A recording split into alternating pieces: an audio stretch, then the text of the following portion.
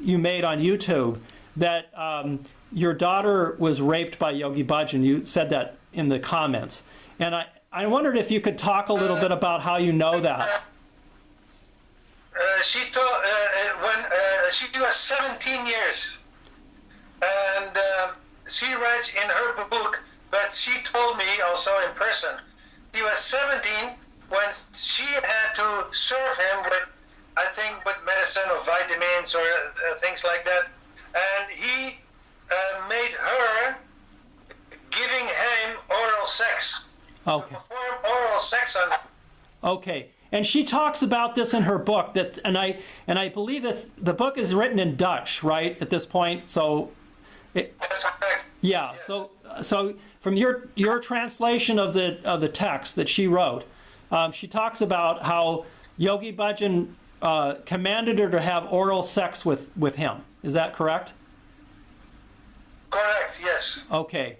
And what were the circumstances? Does she talk a little bit about the circumstances around that? Was it like she was a secretary? You said she would bring him his medicines and then he would instruct her to have the oral sex?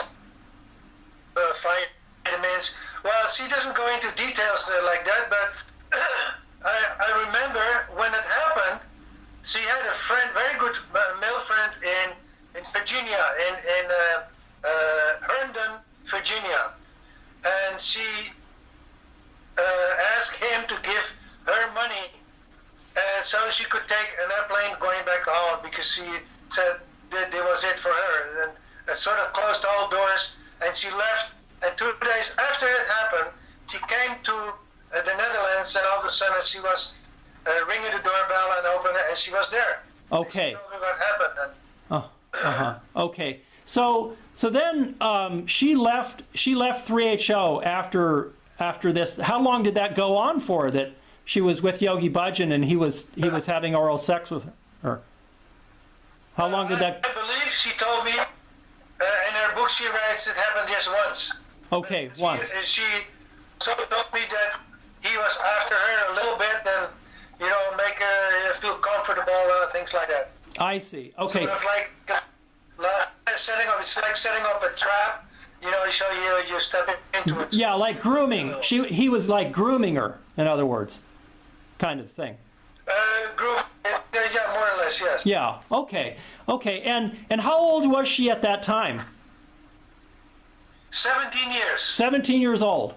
Okay. And then did she talk about any other sexual abuse that she witnessed that Yogi Bhajan did? Did she talk about that at all? She told me in person. Also, she writes in her book that she was introduced by Yogi Bhajan that if she wanted to have sex with some lesbian secretaries, she should go ahead and do it. Oh. And he would set her up just to get in touch with these two ladies, and if I wanted to have sex with them, it would be okay with him. Oh, okay. And so, but she witness Yogi Bhajan have any other sexual acts with any of the other secretaries? Did she witness that at all? No, she doesn't talk about that. Okay. So it sounds like she was pretty freaked out, to say the least, about how Yogi Bhajan was treating her. I remember her coming home, and she more or less she was flipped out. Yes. Yeah. But a couple of days later, she didn't want to stay with me. But a couple of days later, she called her mother and went to visit her, and she decided to stay there. Okay. So from that moment on, she stayed with her mother. Okay. So she came back to Amsterdam. This was probably the mid 1980s or so. Is that right? Mid 1985. I think before.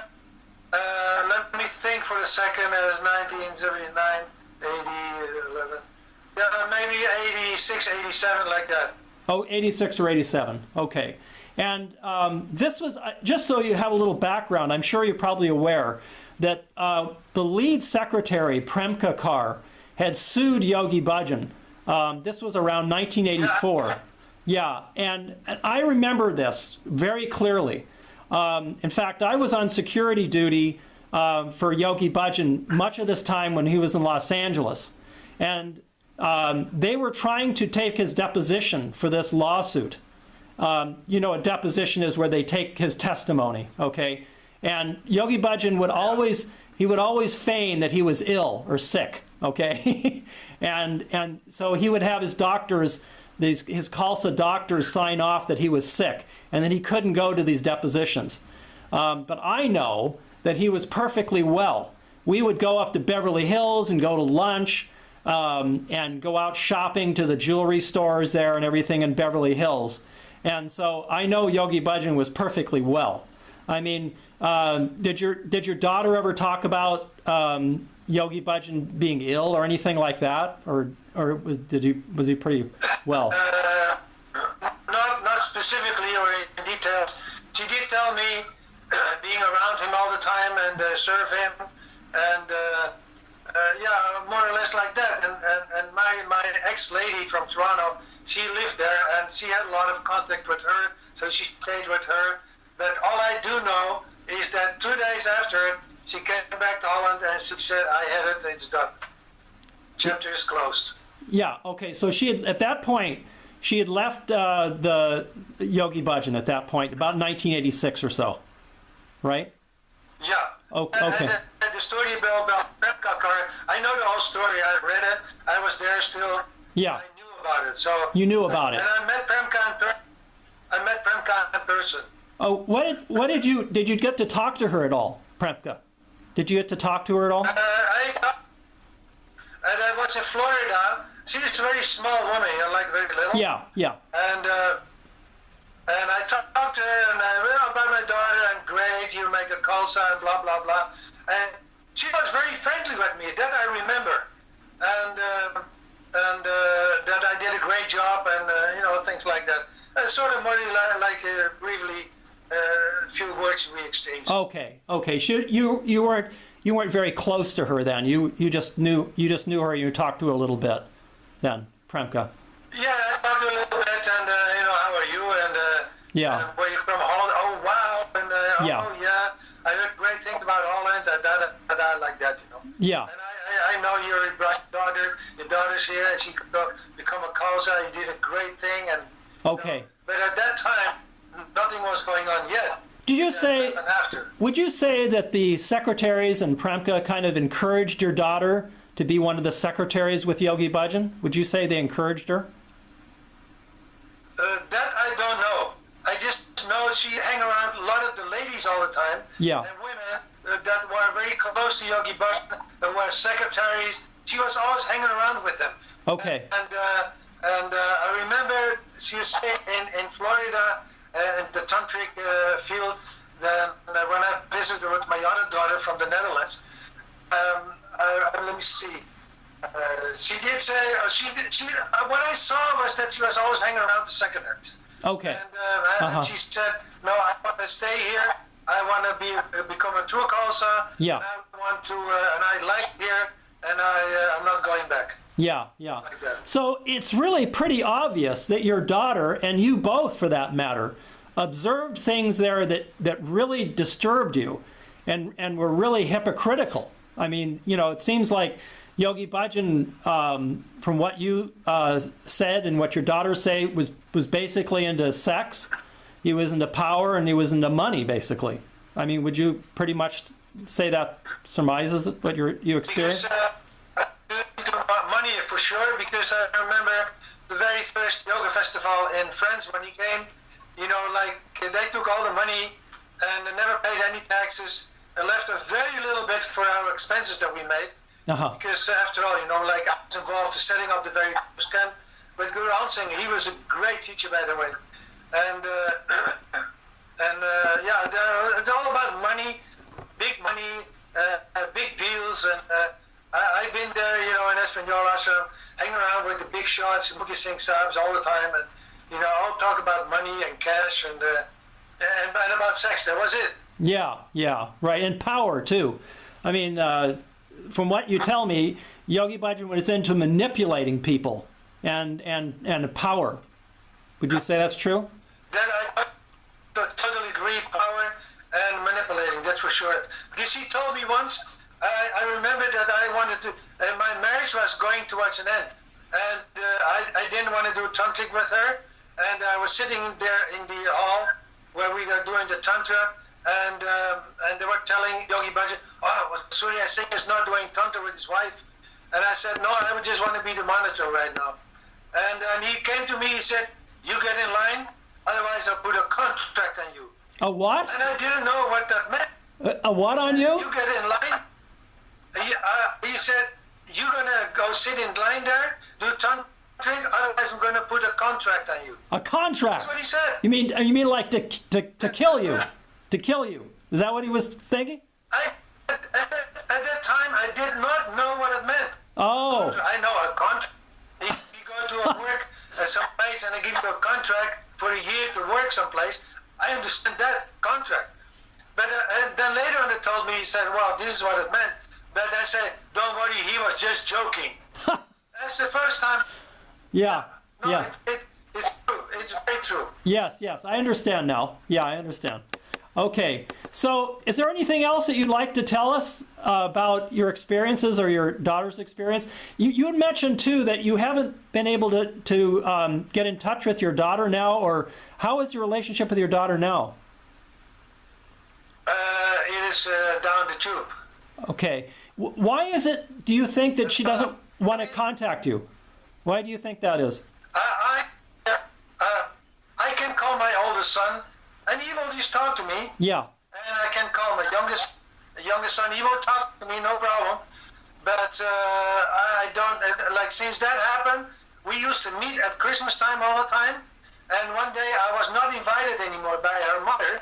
And then I said, from that moment, the contact and the relationship with my children stopped because of what happened with her in the 3HO. So you think put it through. You think that because you introduced her, your daughter, to Yogi Bhajan, and that she blames you for originally introducing you to Yogi Bhajan. Is that what you think?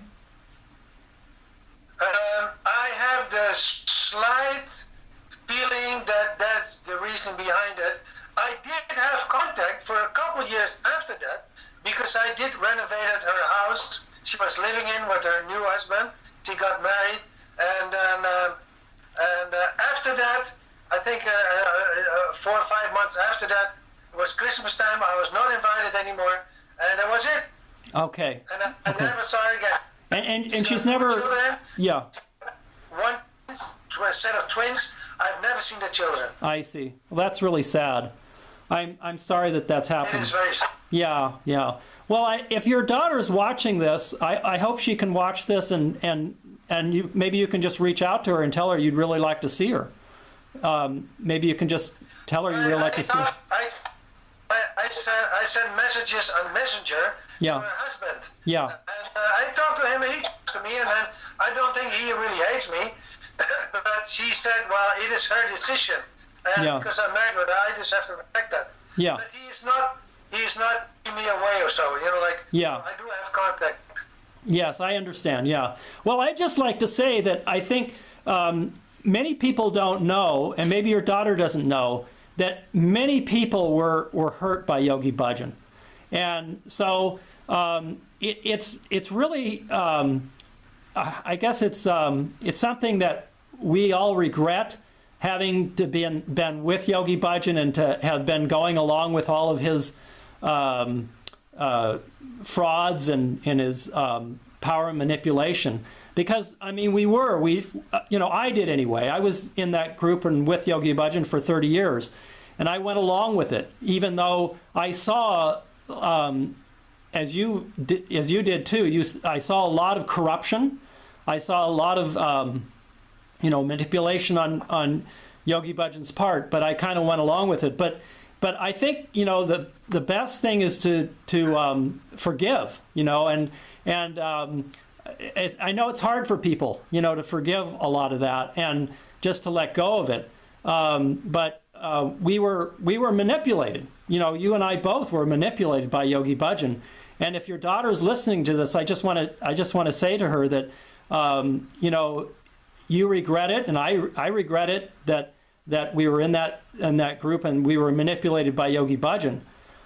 So maybe your daughter will see this video and contact you. I hope and pray she does. Yeah, well, to forgive is not a big deal, and I will. But it's very hard to forget.